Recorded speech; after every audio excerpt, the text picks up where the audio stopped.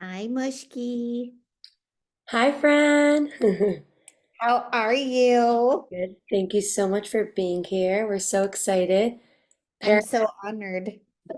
parents are going to be coming on in the next couple minutes. Hi, Michelle.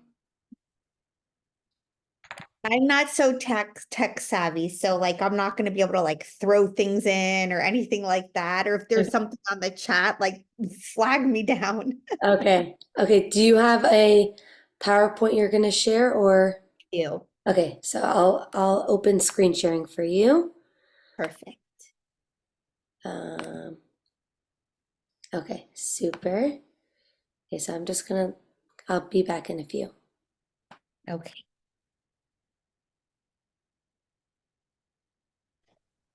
Who is that?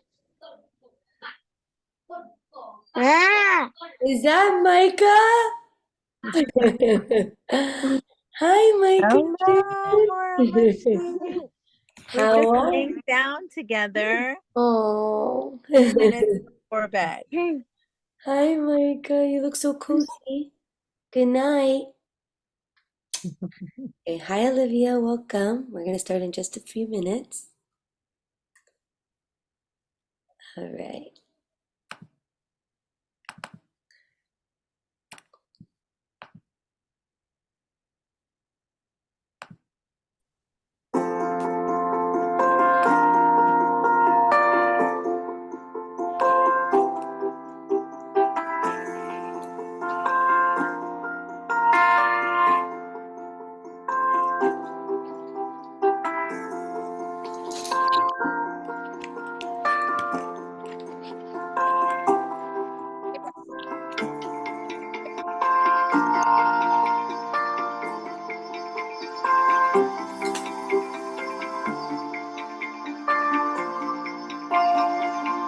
How much going for this one?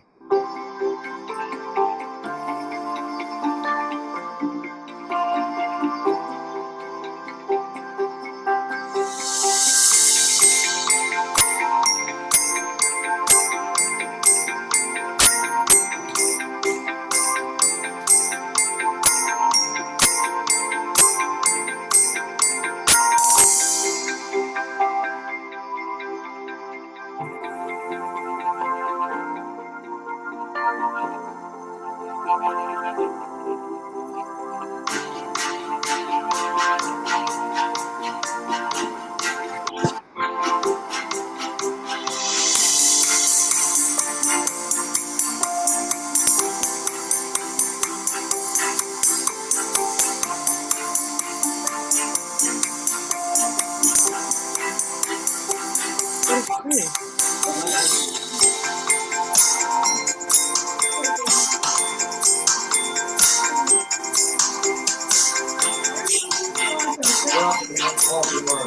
Thumbnail, pause it. I think it's right here. Isn't it? Are any of these making noise? No.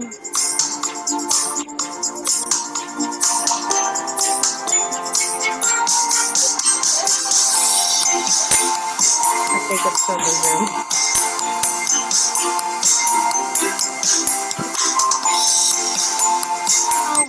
I think they're playing background noise.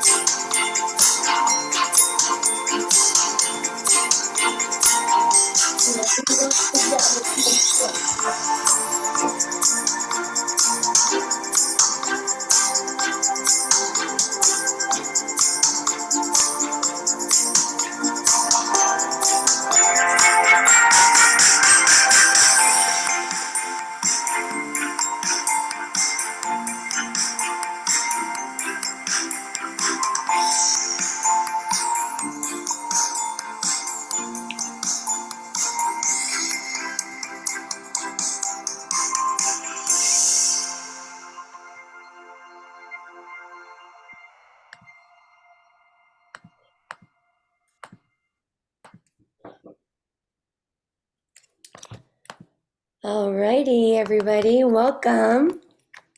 Can you hear me?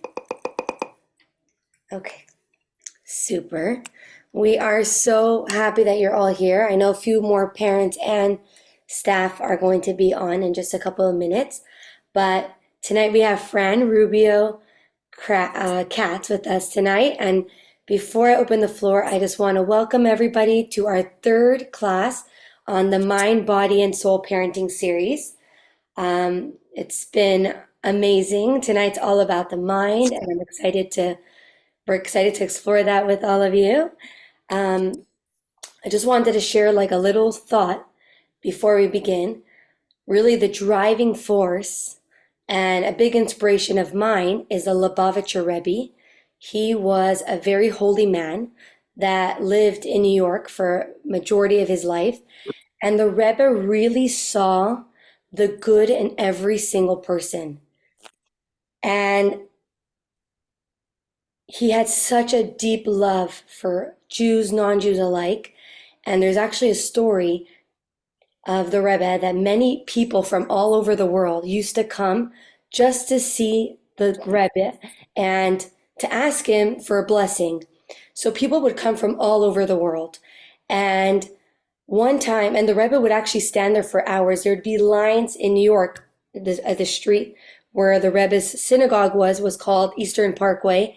And even lining up out of the synagogue, there were hundreds and thousands of people that would come.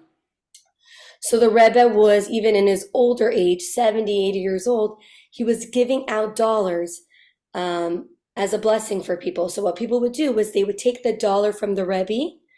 They would want to keep it because it was so holy and special. And they would take another one of their dollars and they would put it into charity. And one woman came to the Rebbe and she said, Rebbe, how can you stand there for so many hours? Don't you get tired? And the Rebbe turned to her and said, when you're counting diamonds, you don't get tired. The way the Rebbe looked at every single person and was with so much value and so much love that, of course, it wasn't tiring for him. Obviously, he was a very holy man. And so Hashem gave him this power and this energy to be able to do that.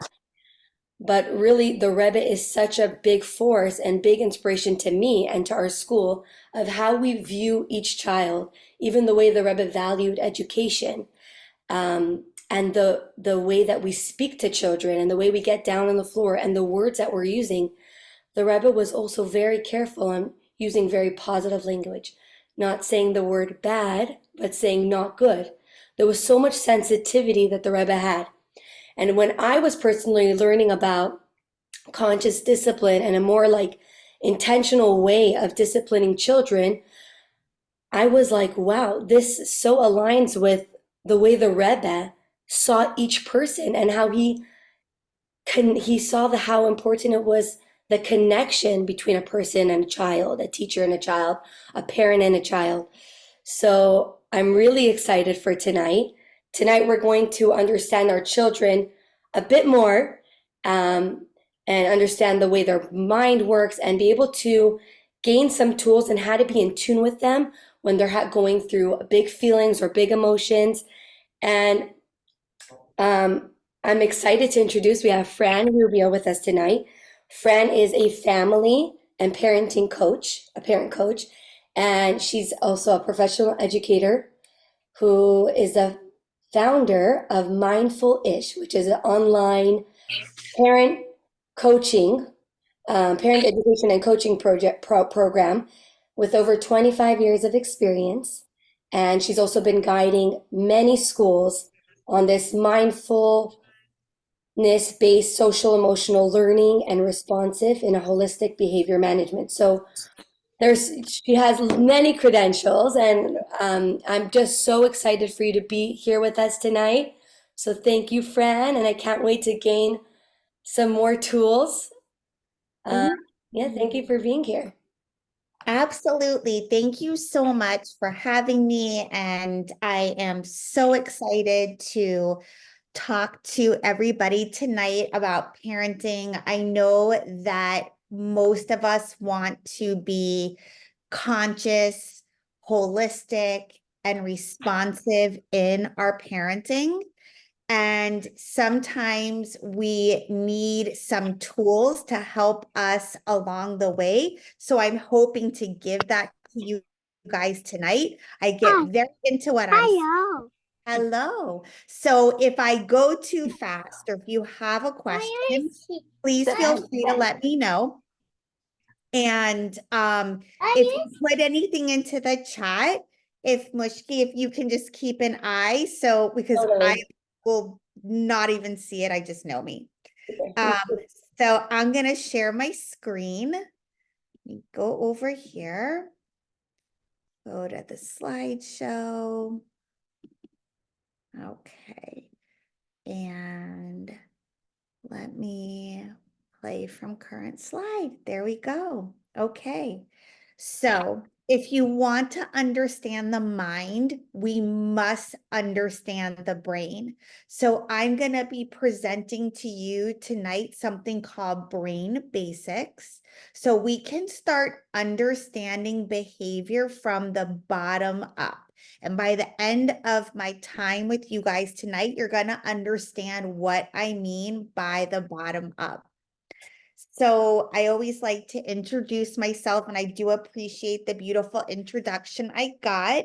My name is Fran Rubio Katz. Everybody calls me Mora Franny or Coach Franny. I am a parent and family coach. And to sum up all my other titles, I'm a child development specialist who really understands behavior because I look beneath behavior. Behavior is at the surface. Imagine that there is an iceberg and the part of the iceberg that's sticking out, that's the behavior. That's like a symptom. It's a fever, but it's not what's underneath the water. It's not the real cause. It's not everything else that's going on. And I'm a firm believer in taking a deep dive, especially when it comes to children, and really understanding what's going on with them so that we can respond better and we can help support them so that they can just develop with their fullest potential. I've been working in education for over 25 years. I started off as a middle school science teacher. When I first started teaching, I was like, I don't want to worry about the little ones. I don't want to worry about tying shoes and feeding people. And now 25 years later, full circle, because besides this, I also teach pre-kindergarten at a Chabad school here in South Florida. I'm just so passionate about Jewish education as well. And I always, when I went into teaching, had a knack for those that were easy to love and difficult to discipline. That's the name of a title of a book by Dr. Becky Bailey. And then I had my own first child, and I thought, who's going to be a better mom than me? I work with middle schoolers. I forgot to mention the kids that I worked with were previously incarcerated or had not culturally assimilated. So our school was like this stepping stone for them. And I just thought I was going to be the best mom. Well, watch what you put out there. Because Hashem definitely sent me my greatest gift and my greatest challenge, my firstborn. He had a lot of stuff going on with him, and I did not just want to accept what doctors were telling me or sometimes schools that were not able to think outside of the box. I realized a lot of people didn't know how to handle him, and I know that he needed support and help, but I didn't want to squash his brilliance. And we have to be really careful with our children, whether they have different needs or they don't. Sometimes when we just want our life to go in such an orderly way, we can really squash their souls, their beautiful neshamas. We want to really make sure that we're taking the very best care of the mind, body, and the soul. So by understanding the brain tonight, I hope you're going to have a better, more tools for doing that. So through all my years in doing everything that I've studied social emotional learning. Then I was like, I still have to know more, because I noticed that even though I changed the way that I approach children, I was still coming across children in my classroom that were having a difficult time. When I went back to teaching after I had my children, I went to a Jewish school. We had a day school and a preschool. And so my children were in the preschool, and I was the first grade teacher at the day school. Um, and like I said, I was coming in, and I actually was practicing conscious discipline. I had become certified in conscious discipline. I was using it as an educator and as a parent. Um, very well versed in it, loved it, but still having children showing up having a difficult time. So I'm like, I need to understand something more. So then I learned everything I could about yoga. I became a children's yoga teacher. I'm also an adult yoga teacher, but I love to focus on children. I learned how to do yoga for children with special needs. That's where I was introduced to the nervous system and the power of movement and helping our children. And from there, I'm like, nope, I need to learn more. And from there, I decided to learn about reflex integration, because that really helps the nervous system be where we need it to be. And reflex integration is, just in a quick little summation, is that Hashem has designed us so beautifully. Like when a seed is planted, somebody doesn't say to the seed, come out of your little shell, grow some roots, make a little sprout, start to bud. There's just a design that the seed knows to follow, but that's the same with us as human beings. We have that same little blueprint inside of us, and we are meant to have certain experiences, like we're touched, and from that it kicks off a motor movement and response. So like when you put your finger like this to a baby, and they hold on to your finger, that's by design. And but sometimes when we are getting stressed out, and we live in a stressful world and stressful society, so there's even our infants are having stress. Research is showing us that those flexes that are supposed to automatically happen to keep infants safe sometimes don't. And when we don't realize that, and children continue to develop, we see hiccups in their development. That's where we can get a child who's so super duper smart, but they might have sensory stuff going on, or socially, emotionally, they're not able to be flexible or adaptable, or their frustration tolerance isn't there. I call them like Swiss cheese kids. Like they have a lot of really strong components, and then there's some components and you're like, wow, I wouldn't expect that for that kid, because everything else seems so together for them. So I've learned about all these things, and this huge quilt of knowledge that I've been blessed with, I've put it together in my own approach called Mindful-ish. And why I love to talk to people about, parents especially, about being mindful-ish. Ish means to some extent. We're never going to be a perfect parent, so just get rid of that idea. It doesn't exist. But mindful-ish is about being holistic and responsive. And if we want to be responsive, it means we need to be present. That's where the mindfulness comes in. And we're not going to always be able to be present. That's where the ish comes in. My philosophy promotes teamwork. We don't have to be the only ones with the answers. I love to ask children to be my teammate, to solve problems with me. I'm not meant to do this on my own. We're meant to do it together. Mindful-ish is also about having the ability to mess up without giving up. I find in my years of working with teachers and parents that you hear about this wonderful philosophy or this way of being, and you really want to try it, and it sounds beautiful, but then you go to do it and it's kind of messy. It doesn't end up happening the way you heard it was going to be, or other people tell you. And all of a sudden you think stuff like, this just isn't for me, or maybe that works with other kids with, but not mine. I want to let you know that anything that you try to commit to, you're going to have some hiccups during the application. And if you're really trying to apply these things to your life, you're probably going to have not just some, a lot of hiccups. You've got to try this on. You've got to play with things in order for theory to become reality. So there is a gap between theory and reality. That's called applying things. That's the application. But I want you to know, if it's hard, stick with it. The other thing that Mindful-ish is about is our humanity. We are humans. We're not Hashem. We're never going to be practiced. We're going to make progress. And that's what we're looking for. And we have to accept that we're not going to be perfect. Not everything's going to turn out exactly the way that we want. And that is okay.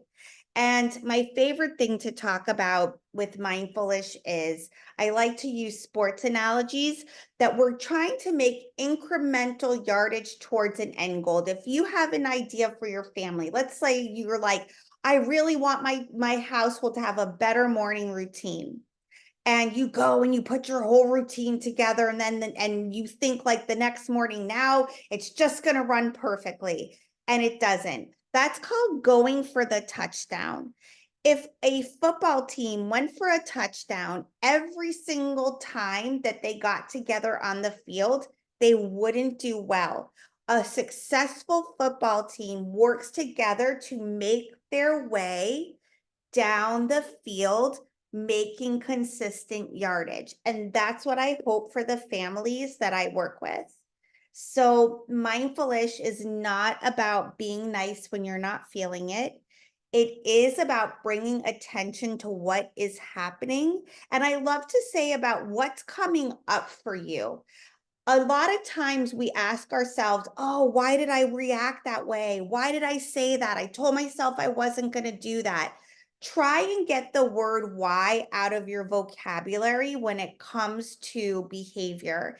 Instead, start thinking about what is coming up for me? What is this thing that I'm feeling? It's an emotion, an energy in motion. And until we can name it, we can't tame it. When we name it, that emotion becomes a feeling. And once we can name it, research shows us that we can have a better handle on it and we can move through it. So forget the why. Instead, start thinking about what's coming up for me. Mindful-ish is not about being calm no matter what's happening. You are going to lose your cookies sometimes, and that's okay. Mindful-ish is about calming yourself down before you do anything else, before you try to address your children. 9 out of 10 times, or 9.9 out of 10 times, nothing is an emergency.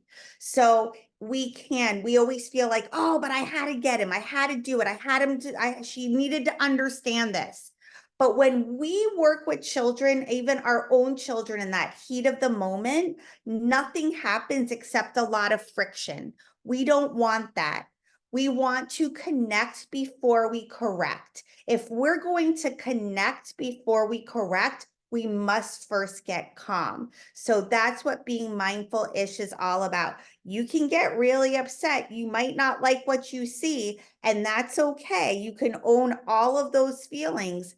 And the expectation is that we bring ourselves to a calmer place before we deal with our children. And there is many times that I've said to my own children or to a classroom full of children, I feel really upset. I'm going to calm myself down, and then I'm going to come over and talk to you. That's also modeling self-regulation. We want children to have this glorious skill of self-regulation. And our children learn by watching us, not so much by listening to us, mostly by watching us. So if we want them to have the skill, we must give them something to imitate. That is how they learn. They learn by imitating the older people in their life, the bigger people in their life. So when we are modeling that self-regulation, they're taking it in. And mindfulness is not always knowing the perfect thing to say or do. It is about responding instead of reacting. So a response, a very healthy response is, I've got to think about this, and then I'm going to make a decision, rather than reacting where that's just a knee-jerk response to any stimuli that is caused us too much upset, which is a type of stress. So let's learn how to become more mindful-ish. So to understand the mind, we have to understand something called brain states. And the first thing that I'm going to explain to you about the brain is that a healthy brain works from the bottom up. It's how a brain is built. A brain starts to develop in this very bottom part called the brainstem, where our spinal cord actually attaches into our skull. All this area down in here is called the brainstem. The brainstem is unconscious, it's automatic. You cannot teach a brainstem. A brainstem is where all of those reflexes I told you about are happening. They're housed in the brainstem.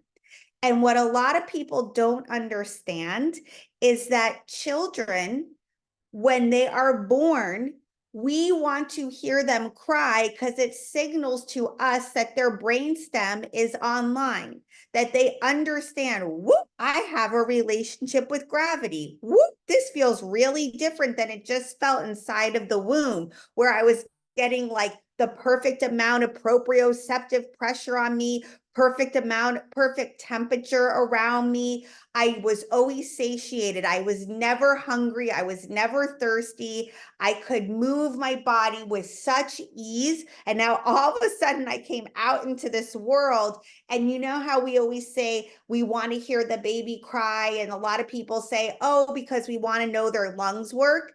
Yes, it's important that their lungs work. But if the brainstem didn't kick in, then the breathing reflex won't. We're really looking to see that that brainstem came online. The brainstem is going to be the number one part of the brain that we're working with when our children are infants and at the beginning of their toddlerhood. The other parts of the brain are all there, but they're not really online yet. By the time our children get to about 15 to 18 months, a little sooner, a little later, and we start hearing, no, no, and me do it. We know that this beautiful limbic system has come online. This is a very emotional state. This is where a lot of black and white thinking is starting to happen. And again, very emotional, very reactive. So that's what's happening there. And then at about 36 months, when we start hearing why, why? How many of you out there have a child who asks you why, and you tell them and they're like, why? Well, that's a beautiful and healthy thing that's happening. They're developmentally exactly where they're meant to be, but that's where this beautiful cortical part of our brain, this prefrontal lobe, comes online. I love to say to my kids in my class, it's your yid. This is your yid we're working up to. And this part of our brain is where the abstract and concrete thinking is. But you have to understand that young children, even way up until they're 5, 6, 7, 8, really concrete thinkers. This is where executive functioning skills are. When we want children to have task initiation, we want them to be able to prioritize what they're doing, be a little bit more organized. Oh, I can't believe you forgot your water bottle again. All those things are happening from the prefrontal lobe. So look at all the things, what I'm really hoping you gather from this slide is not only that the brain develops from the bottom up, but we as parents, we're lending our prefrontal lobe to our children. Some of them, it's not even, some of our children, if they're a certain age, it's not even age appropriate for them to have certain skills that we might want them to have, that we wish were there, but it's not even developmentally appropriate yet. And here's the other thing that I really want you to know. When we get upset, when we lose our cool, when we feel triggered, we start losing access from the top down of the conscious parts of our brain. So our children, our brains are growing from the bottom up, which means that a lot of behavior with children is called bottom up behavior. So let me explain the difference between bottom up behavior and top down behavior. Bottom up behavior is knee-jerk reaction behavior. It's when all of a sudden they hit somebody, they just take somebody, they grab something. It's literally because they have gone into a survival mode. It's not because they're trying to be selfish or bad. It's not because they don't know how to share yet. Sharing might be difficult for them. It may trigger some inflexibility. It might show you that their emotional regulation skills aren't where they need to be yet. But all those kinds of behaviors are bottom up. Top down behavior is premeditated behavior. I've rarely gone to a preschool and have seen premeditated behavior. I do currently have one family I work with who has a 4-year-old who does have some premeditated behavior. He's having a hard time fitting into a new school, and he's doing things to try and get attention, but that's still not knowing a better way to get your needs met. So when it comes to birth through 5, I just look at it all as bottom up behavior. And bottom up behavior means we must learn how to respond to it in context, connect before we correct, and problem solve with our children. Try and get that cortical part of the brain working by problem solving with them. And we'll talk more about that in a few minutes. Is everybody with me so far? Because I know I'm throwing lots of stuff out there. Okay. So I know that your school practices conscious discipline, and I am a huge fan.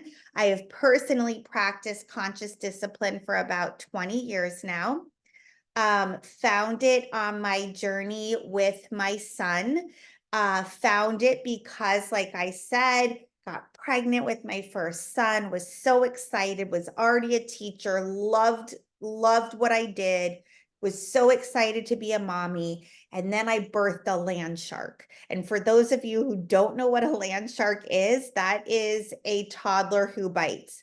But then he became a 3-year-old who bites and a 4-year-old who bites. He had a lot of stuff going on. And at the time, I didn't know what it was.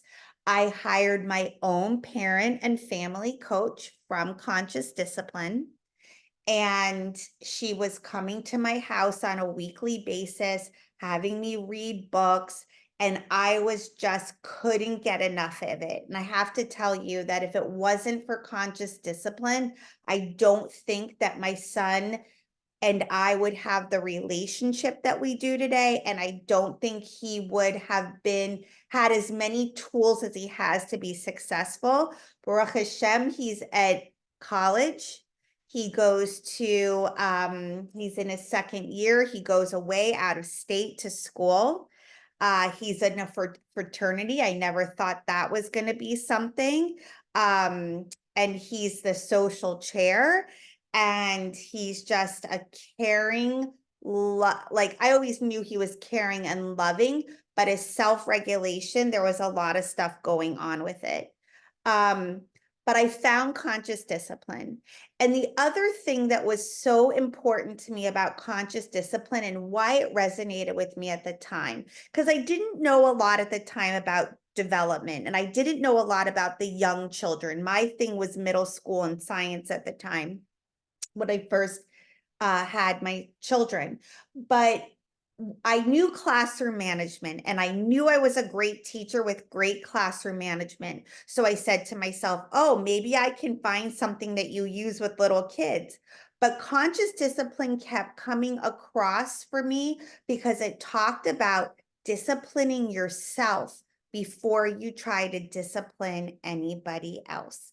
Conscious meaning having the awareness that it's time to self-regulate. And when I say self-regulate, what I believe Dr. Bailey is saying, regulating your brain through the brain states so you can access your mind. And then once you do that, then you can discipline a child, meaning teaching them that self-regulation as well, coaching them through that, facilitating it so that they can experience it as much as possible, as much as it's available to them. So it really stuck with me. I also find conscious discipline to have the easiest brain state model to follow. There are many out there. I teach about Dr. Bruce Perry's brain state model. That's the one that I have aligned with the conscious discipline brain state model right now. In the reflex integration world, we do have to take into account, we do work more with Dr. Perry's model. I'm going to just go down, flip my slide very quickly. Some of you might have heard of Dr. Daniel Siegel, and he works a lot with Dr. Tina Payne Bryson. They talk about mindset. They talk about parenting from the inside out. They talk about an upstairs brain and a downstairs brain. All of these models are really talking about what's called the triune brain state model. And I believe in my heart that Dr. Becky Bailey has really given us a very comprehensive tool to work with. Now, this tool's not here to make us neurologists or anything else like that. It's simply to start understanding brain states. So when I say brain states, I'm talking about a state of mind. And I just want you to think for a moment about a time that you were, I hope it doesn't happen a lot, but that you were maybe having a panic attack or an anxiety attack. And like, it doesn't matter what somebody tried to say to you to comfort you, you were just in this state. And it probably was a really difficult state to get out of. That is a state. You can also have euphoric, wonderful states. Have you ever had a time with your child or your children or your family, like you have this outing and you just all of a sudden look up and just everything's flowing and things are going with ease and you're like, oh my gosh, why can't every day be like what this is right now? That is another kind of state. These are all states of mind. States of mind start in our brain. They start in our brain because we have physiological responses, meaning that our heart beats based on things that we're thinking and feeling and experiencing. We might start to sweat more. Our eyes might dilate. There's all different things that happen physiologically with our body. So we can't really talk about the mind without talking about the brain. And Dr. Becky Bailey calls these brain states. So I want to talk to you a little bit about the behavior you might see in certain brain states that you might see from a child. And then we're going to talk about behaviors you may have as a parent when you're in different brain states. Okay, so survival state, what you're going to most likely see from a child are fight or flight or freeze behaviors. So that could look like biting, kicking, throwing, running away, crying hysterically, like can't even barely get up for air, there's probably not going to be any words. Sometimes when they hide or sometimes when they're completely withdrawn, those are all behaviors that you'll see from the survival state. And you can't reward or punish a survival state. It is an unconscious and automatic brain state. And most of the time, when children are in that state, when you ask them about their behavior after, they'll either say they don't know why they did that, or they might even deny that they did it because they're not aware of it. So then we come up to the emotional state. An emotional state, you might see from young children, a lot of black and white thinking. You never let me do this. That's not fair. I don't like you. You're not my best friend anymore. I don't want you to be my mommy. All those kinds of things come from the emotional state. And the executive state is a beautiful, curious state. It wants to learn, it can empathize. It's where we can really teach a new skill from. It's where we can see our children's behavior as a symptom, not a cause. And it's where we can really work with children from. So those are the ways that you may see the states with children. And these are really, it's really, those behaviors can be of adults as well. But I want to tell you, when we're coming from different brain states with our parenting, what that might look like. So survival state, that is where we get punishment and abandonment from. So what punishment could look like is, if you don't do this right now, you're not getting your iPad back. And what abandonment, because when I say that, a lot of people raise their eyebrows. I would never abandon my child, but I'll tell you what it looks like. You're at the park, you're asking your kid to get in the car and they're not coming, and you say, that's fine, well, mommy's leaving and you can stay here. That is a type of abandonment. So that is coming from our survival state. If we're starting to use those tactics, it means it's time for us to take a breath and to recenter, regroup before we do anything else. When we parent from an emotional state, we're going to find ourselves shaming and blaming. So shaming looks like, is that what you really call getting dressed? You're not dressed yet. You don't have shoes. You don't have socks. Is that really what you call that? That is shaming. And blaming is, oh, if your father would just listen to me and he wouldn't let you eat sugar when I tell him that you shouldn't eat sugar, then none of this would be happening right now. That is our own emotional state. And then when we are parenting from our executive state, we're able to say, whoop, look at that. He or she doesn't know a better way to do this. Whoop, look at that. She's giving me information and now I'm going to coach her or coach him through it. So that is where we are when we're in the executive state. Now, parents often want to know, well, what do I do to help get my kid to the executive state when they're in these lower states? But we've got to start with ourselves. So the very first thing we're going to do is we're going to learn to calm ourselves down. And Dr. Becky Bailey has a beautiful affirmation she's come up with, and it's helped me through many things in my life. And it really speaks to each of the states. It says, I am safe. And that's really talking to the survival state, because the survival state is really seeking safety and certainty. When the survival state can achieve safety and certainty, then it can move and it has its calm, it has its predictability, and it's ready to move up to the emotional state.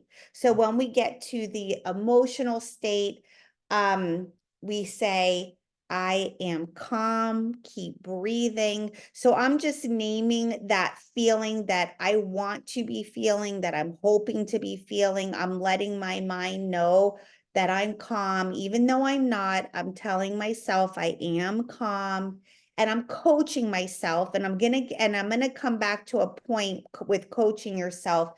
which is a separation of the mind of the brain. And then I say to myself, I can handle this, to remind my executive state that I want to tap into my problem solving skills, and I know that I have them. So I've heard Dr. Bailey talk a lot about it takes two for discipline.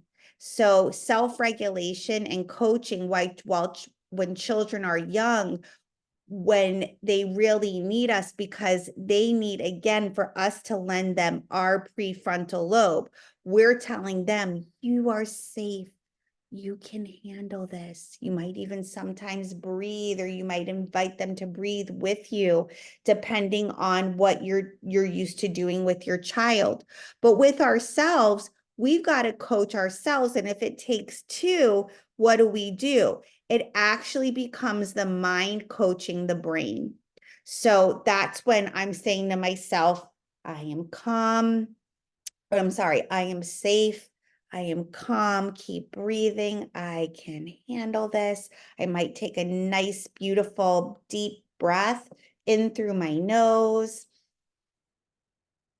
I like to breathe back out through my nose. That really stimulates something called the vagus nerve, and it helps make that sympathetic part of our nervous system. We have in our autonomic nervous system, we have a sympathetic and a parasympathetic. The sympathetic isn't giving us sympathy. The sympathetic is what turns that gas on and pumps all of the cortisol and those other things through us. We want to tap into the parasympathetic, and we want to put the brakes on a little bit. And Hashem designed a beautiful brake system in our body. It's called breath work. I always laugh because our life starts with breath, our first breath. Our life ends with our last breath. And we forget to bring breath into our lives throughout the middle. And what I always tell the children in my class is that when we practice breathing, it's to me a way of saying to Hashem, hey, I need you right now. I can't do this all on my own. Help me with that breath. Be with me right now. And for me, that's really helps me not only practice my own breathing, but practice it with children. And so I'll say to them, let's just pause. Let's do some breath work. Let's let Hashem in. Let's take in our breath. We breathe in. We breathe out. And that's how we get our brake system to start working. Now, some younger children, or even our people any age, when they're got to a place that's too far, and you see them really like so wild, or maybe so enraged, they're going to need something before breath. They're going to need movement. We move our bodies so we can ease into the breath.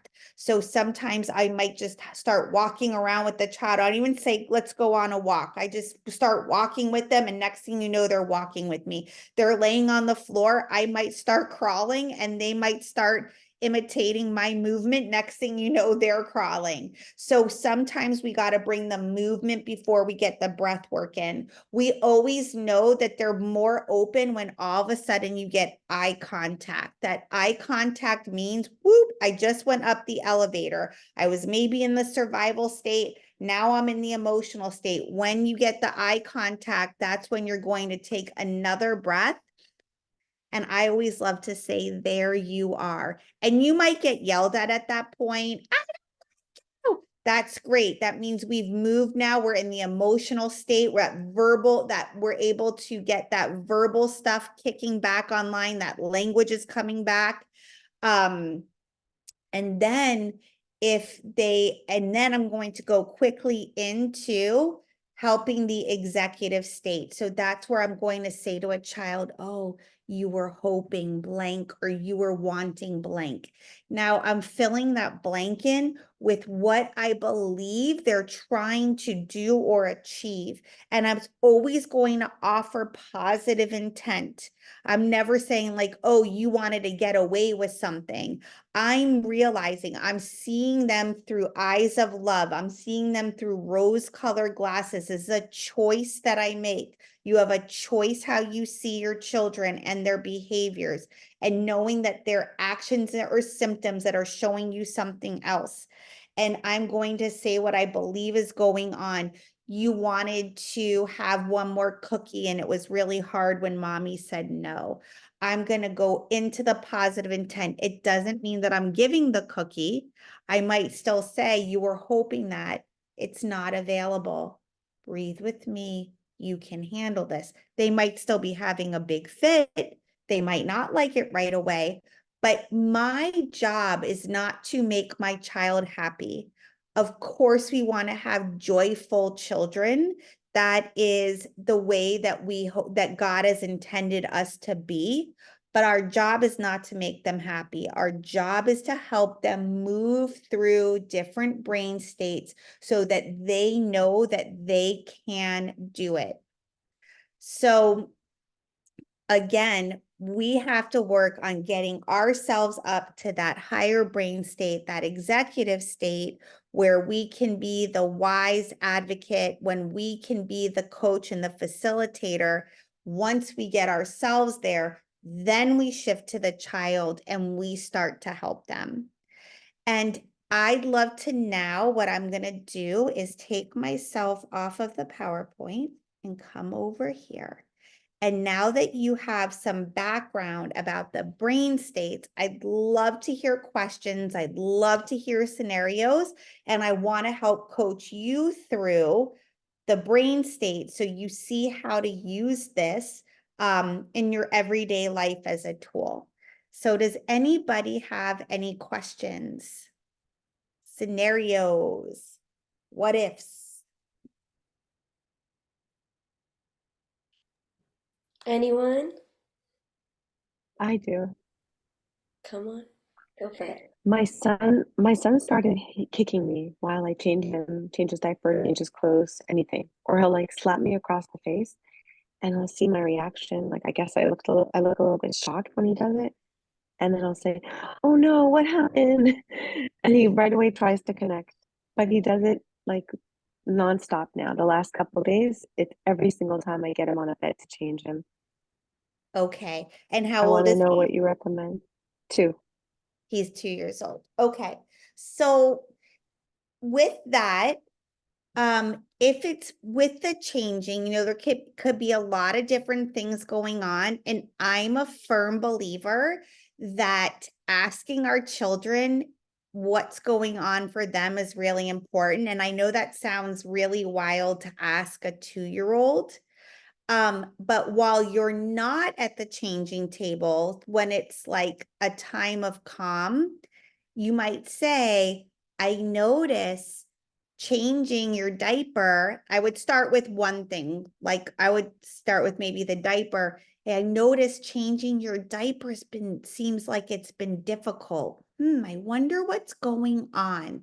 And I love using pictures to help me. You might just go onto Google and get a couple different pictures. Maybe you show a kid who's itchy. Maybe you show a kid who's cold. Maybe you show a kid who is who wants to stay in his diaper. It just might be that he has a diaper on.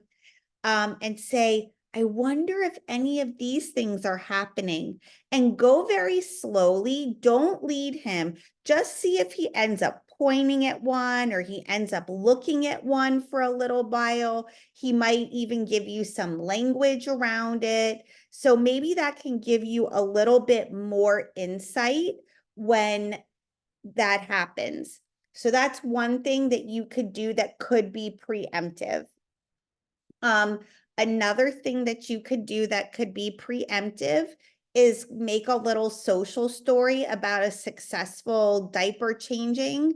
Again, just pick one, even though diaper changing and then changing to like get in the bath or changing to go from daytime clothes to, pajamas or whatever, those are all changing, but children think very concrete and only in one little context, they don't spread it to others.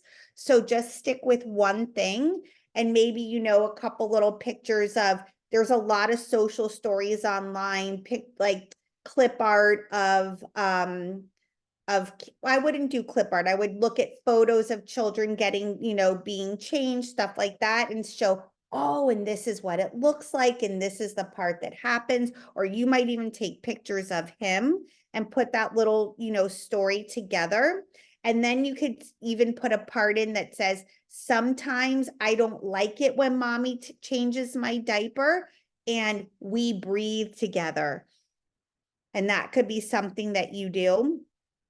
And then in the heat of the moment, and I do like to try and stay away from the heat of the moment, because doing something in the heat of the moment is crisis management, not crisis prevention. The other two things are more preventative. But if it happens in the moment, when he does something, you're going to give him a firm stop. You're not yelling at him, you're not being aggressive, you're using an assertive voice, stop. And you're showing him a stop sign, and he might get upset, and he might, not like that. And you can say to him, I'm not going to let you hurt me. That's not safe. And you might say to him, it seems like you're trying to tell me something. Show me. Have some of those words. If his hand is going up like this, you can say, your hand is going like this. You want to give him some motor empathy. He might not even completely understand what he's doing or saying. And if you're noticing he needs something for his hands, you might ask him, would holding a diaper be helpful for you? Or you might give him a choice. You can hold this teddy bear, or you can hold the diaper while I'm changing you. Which do you choose? And again, wait for him to make a decision. Believe it or not, even infants can make choices. They'll look in the direction of the thing they wanted. Oh, you picked to hold the teddy bear. There you go, you did it.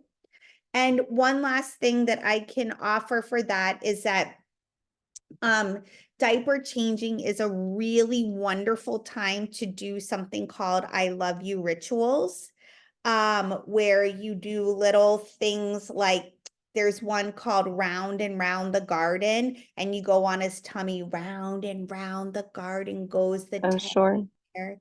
One step, two step, tickle, tickle under there, and just really activate. That's really engaging his brain and keeping the dialogue going.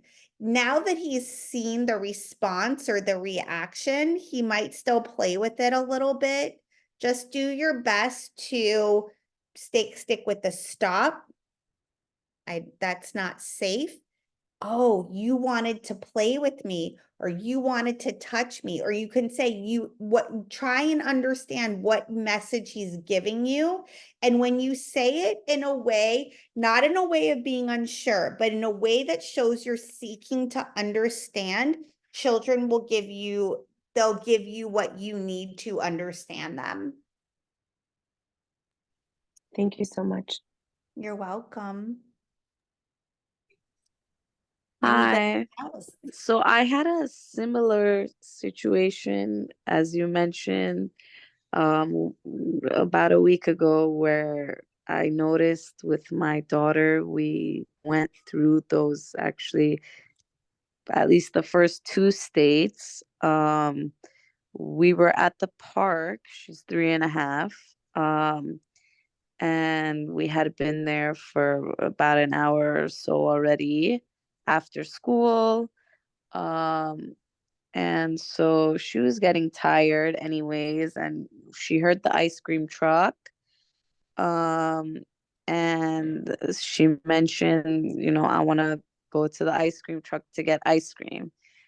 I had never taken her to the ice cream truck.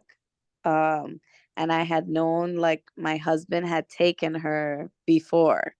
So that's how she knew what it was. And I know she, when she went, they didn't definitely get a good choice of ice cream. She probably got whatever she wanted.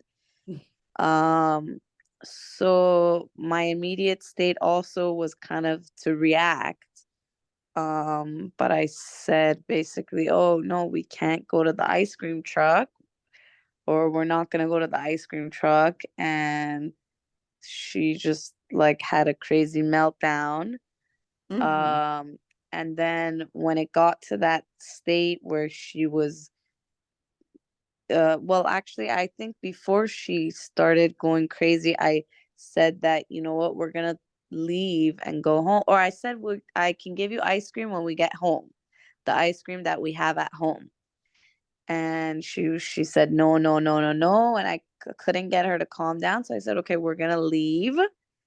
Mhm. And we left, and I've tried to put her in her seat, but she was in that state, like you said, almost like having a very hard time breathing and sweating, and her whole face turned red the whole car ride home, almost like 15 minutes of that. um so I I tried to get her to breathe, but I think she was in that survival state where she literally said, I can't breathe. Like I can't. And then um and then eventually when we got home, probably after a few minutes, I noticed she somewhat was calming down. Well, and then I said, okay, well, I need you to calm down first before I could give it to you. So I eventually gave it to her, and she calmed down. But definitely want to know, if and what there's that I could do before she gets in that state, because I've seen her, like throw herself on the ground, and or like hit her head in like a wall, Mhm. you know Yeah. like no regulation at all. So if there's like a way to prevent her before she gets there.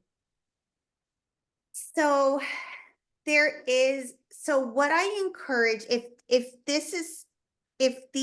she has stuff like that happening in different contexts, but it seems like it's something that happens not like out of the blue. It seems like it happens with some frequency.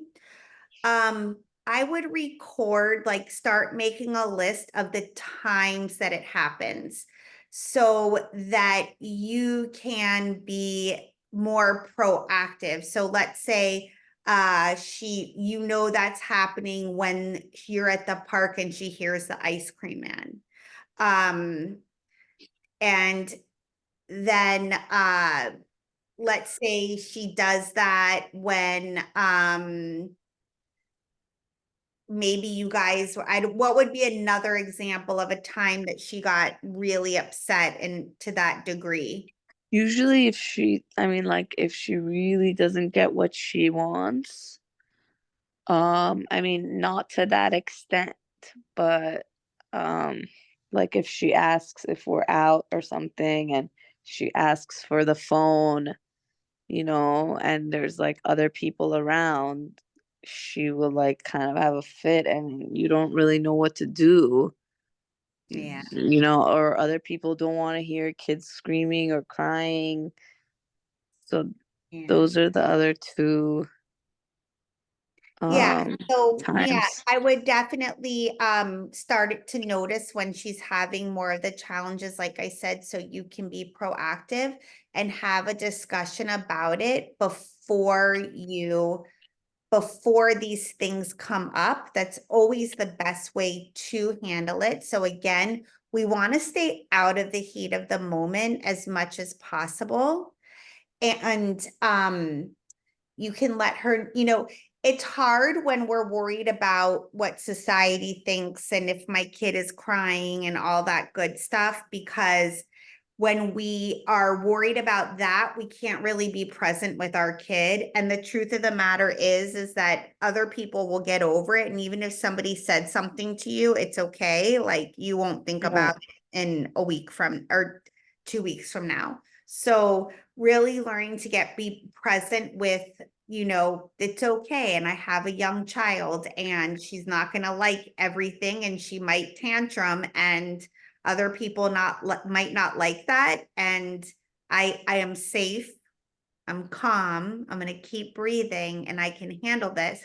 So if she's, I have a feeling, and I could be wrong, but something I've noticed is that she might be getting mixed messages about the expectation. Is she allowed to have the phone sometimes and not allowed to have the phone other Right. Yeah. times? I think Yeah. that's So, and it kind of goes back to what with the ice cream truck too. Both of those scenarios, there's not predictability. So it's like sometimes I can have this, sometimes I can't have that. And she doesn't seem like she has, maybe flexibility is still a skill that's coming online for her that she needs a little more work with, and she's just not ready for that. So she's going to need the flexibility. So if you guys are going to go out somewhere and you're not going to allow her to have the phone, it needs to be something that's discussed ahead of time, and you guys can do some preparation and she can choose things that will help keep her entertained, like if you're out to dinner or something like that.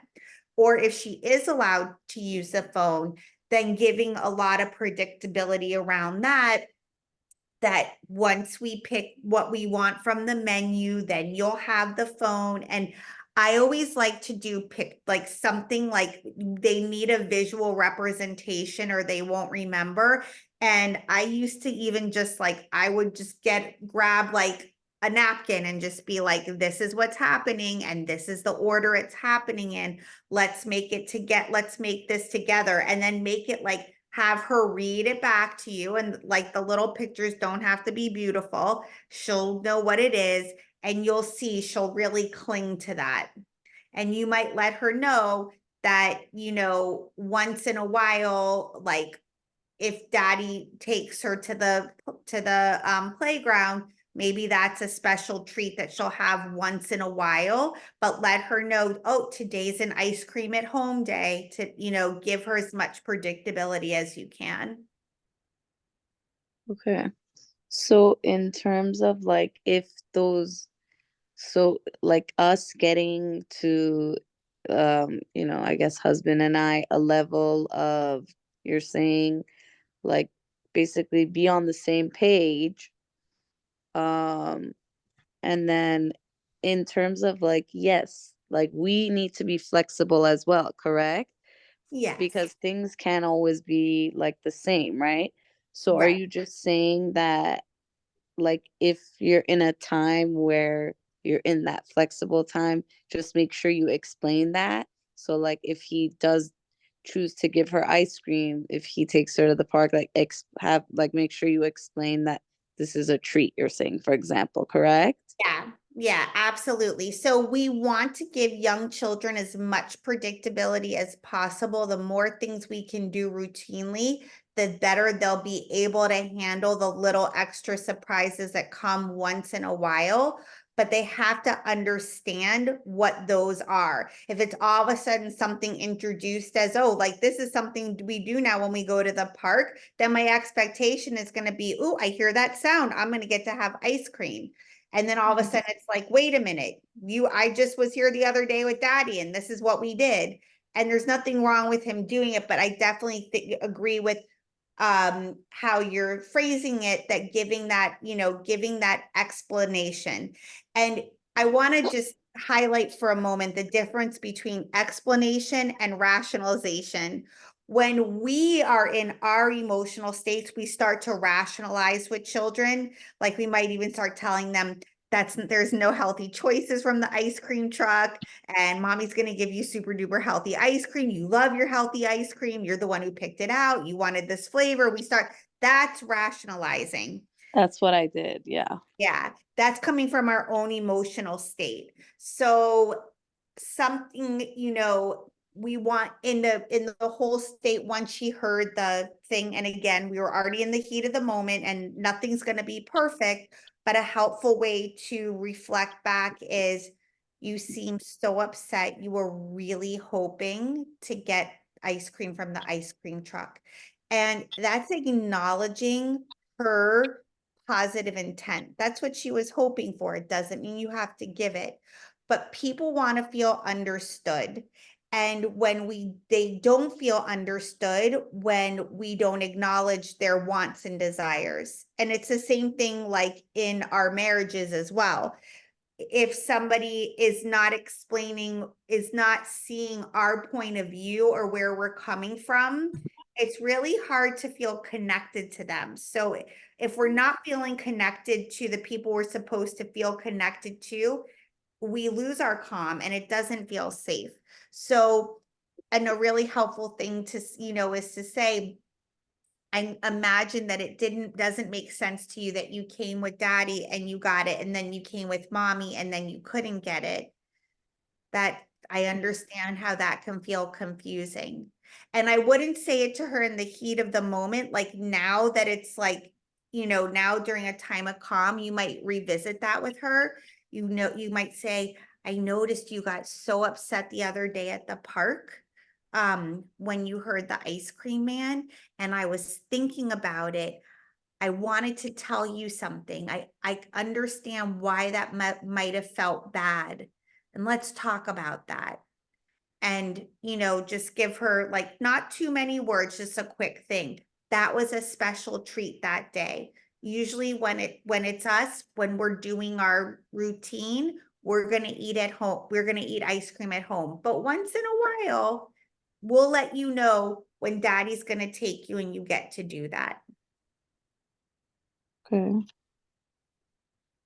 Thank you so much. You're so welcome. And I just do want to throw out there, there's some children that don't have that flexibility yet, where like with my son, for example, I had to have my routines the same as like even Saturday and Sunday, even though he wouldn't go to school, I saw to wake up the house. I used to wake him up at the same time. Like I had to, he needed that much predictability. Not all kids are going to need that level of predictability. But if anybody out there has a kid who has this higher level, needs a higher need for predictability, and it seems really hard for them to understand that once in a while they're going to get this treat, then I would even put up like a little calendar that maybe shows like, when they're going to do it. And you might show them like, this is how many sleeps until you go to the park and get ice cream with daddy. Like they might need that level of predictability just to know. Yeah, Otherwise, it can cause too much chaos. I was gonna ask about that too, because we um have a hard time with like bedtime too. Just like getting her like once we do our routine, shower or read a book, and then once we say like, okay, it's time to go to your room now, she always like, because dad takes her and I take the baby. So at that point we split up, Mhm. and she'll usually like either like close the door on him or like run away. Anything she can do to delay it basically. Yeah. And I think then he gets in like that fight or flight mode Mhm. and says like, oh, okay, so I'm not gonna give you this. Mhm. I've been noticing he keeps using that to try to get her to do what he wants her to do. He So loses and I his power and he's trying to get it back. and I I just think I, I just want to share quickly that I'm actually going to provide for all our parents some different resources that will help create, like, I'm going to send you visual schedules that you could print at home for bedtime routines. And that's what I also, consider. Fran, you were mentioning social stories would be a great idea for kids struggling in different things, or to help them, like, preempt them for different situations, whether it's ice cream truck or being changed. So I'm going to share with you a template that you'll be able to edit with your child's picture, so that you could print and you can use it as a resource at home. So I just wanted to share that, That's It's awesome. great. Thank you. of course. Yeah, I was just gonna say, I think I noticed because I did that too, the abandonment that you mentioned, like when it was raining last week. I was like, well, if you don't want to go to sleep, then you want to sleep in the rain. So I really I appreciate that the things you shared, because I really saw like that we did that. So I was looking into something, and I saw that they mentioned, like, someone said maybe you could do like a sticker chart, like, or every time they listen, and then like you could have them put a sticker, and then So eventually I'm gonna interject. yeah, I let me know. I do not believe in sticker charts. Oh, you don't? Can set her Okay. up for more, that can set her up for more failure. I don't Okay. believe in reward and punishment because her behaviors are bottom up. She's most likely having either doesn't have the coping skills to go to sleep when it's time to go to bed, or she might not have the language and the coping skills to say that she feels angry that you're not the one putting her to bed and you're with the baby. So until you work with her and talk with her, you don't really know what that is, but she's not gonna always be able to listen or do what she's told. And remember this, rewards and punishments do not build skills. When we're talking about bottom up behavior, we're talking about skill building, and that skill building is usually in the kind of skills that you don't see, more with flexibility, adaptability, emotional regulation, communication, language, problem solving, critical thinking skills. That's the kind of skills that we're talking about. So, so we don't want to do a sticker chart that it's like, oh, you just got this for this. And it's also, another thing about sticker charts is that kind of sometimes we're like, oh, we forgot to give a sticker for this. So it's like not even if you wanted the science behind a sticker chart is kind of like a Pavlov's dog training, that you're every time you're showing the reward by putting the sticker when the kid does it or giving the sticker when the kid does it. Right. Most people can't even end up keeping up with that. So it doesn't do what it's supposed to do. And then I also find that if people get upset with their kids, or well, then you're not going to have that sticker, or you're going to need to get X amount of more stickers. And sticker stays on the level of behavior. So if we're going to get beneath the behavior, we're looking at those states and we're using that information to problem solve. And we're also going to talk with her about problem solving, and why I said about a calendar that maybe shows her when she's going to go, where maybe there's an ice cream sticker, you guys can plan that out, but that's not a reward. That's like really for predictability so that she knows when to expect something. And as far as a nighttime routine, it's really important that we have our nighttime routine in pictures, and you'll be getting that template, which is so exciting. And I also think it's important that you have, it's a very specific kind of conversation. We could do another workshop if you want another day. It's called a Plan B conversation. And it has 3 parts to it. And the first part's called the empathy step. And that's where we talk to the child about the difficulty we notice they're having. And we're always relating it back to an expectation, not to the behavior. So the behavior she might be showing you is that she's, she might be fetching, she's like trying to delay things, she's like maybe running out of the room, like all those things could be happening. That's a behavior. But the expectation she's struggling to meet is difficulty going to bed with daddy.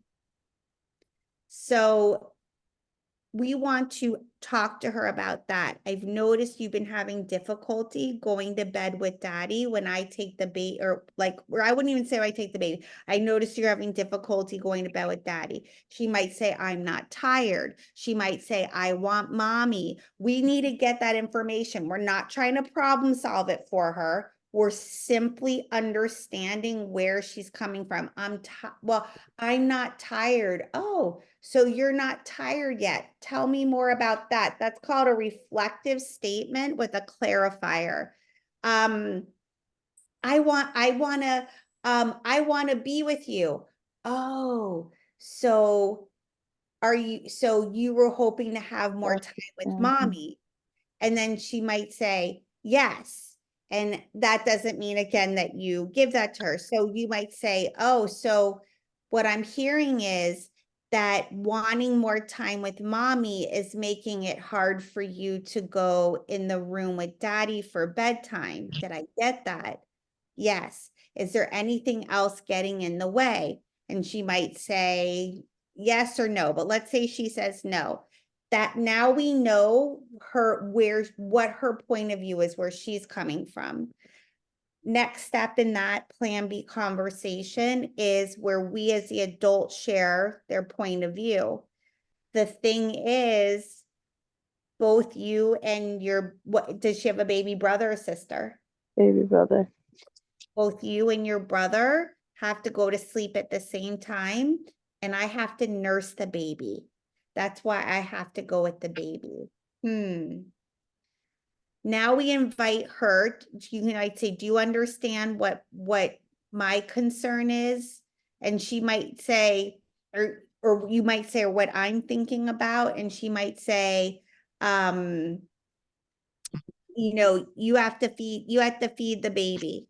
Yeah, you have to feed the baby. She doesn't have to agree with it, nothing. You just want to make sure she understands what you're communicating. Now here's the invitation to problem solve. And this is where we really get to help children with critical thinking. We say we're not going back to the overarching problem of difficulty going into bed at night with daddy. We now know her concern. Her concern is wants more time with mommy. And we know your concern, need to put the baby to sleep and you're nursing him.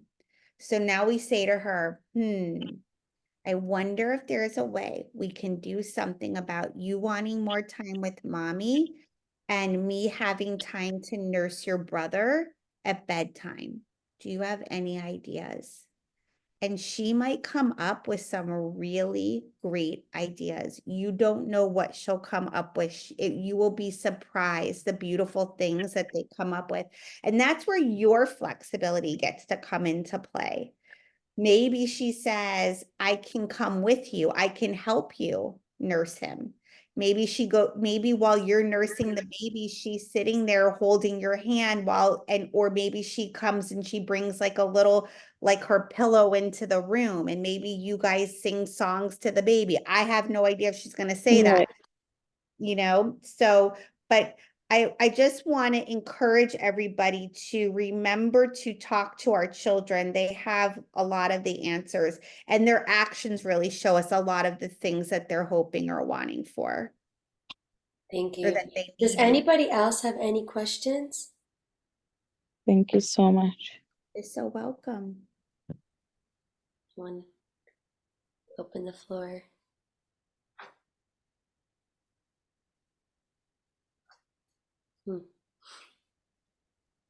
Well, I'll offer you this. If anybody has any questions, Mushki, you can email me and I can make a quick video and send it back to you guys. Thank you. You're so welcome. Fran, thank you so much for such an informative hour and a half or more, a little more than that, almost 2 hours. And I hope that you all gain some more insight and tools to be able to give our children more support when they're going through these different states. We are going to be sending you a lot of resources, so we're very excited. And if anyone else would like to join us for Shabbat dinner, you could just fill out the link on the JCB Parent WhatsApp group. We still have more spots. It's a very big crowd this Friday night dinner, and we're really excited to be with all of you. But I just want to thank Fran again. That was amazing. And thank you all for joining tonight. Thank you so much.